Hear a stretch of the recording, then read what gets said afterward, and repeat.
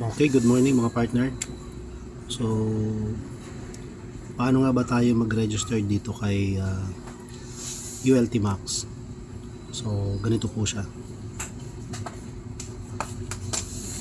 Siyempre, pasok muna natin yung ating username.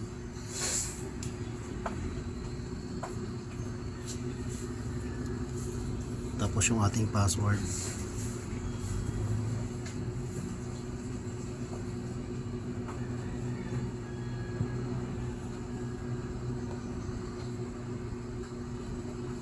Then sign in.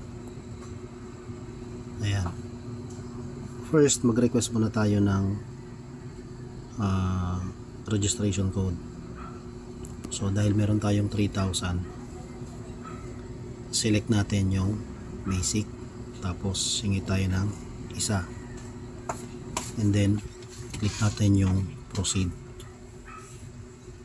Ayan, nag-success. Okay, dahil meron na tayong registration code, mag-register naman tayo o mag-encode tayo ng tao natin. So kung sino yung gusto natin ilagay.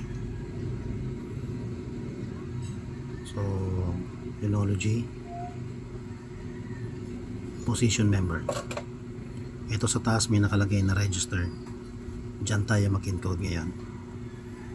Select natin. Ayan yung basic na code. Tapos enter natin yung pangalan, mobile number, password, and then submit registration. So ganyan lang siya mag-encode mga partner.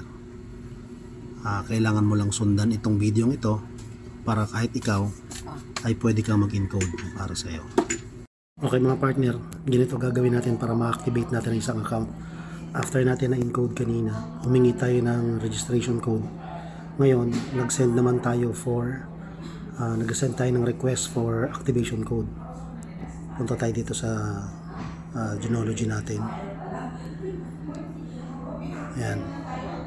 Tapos, yung position member.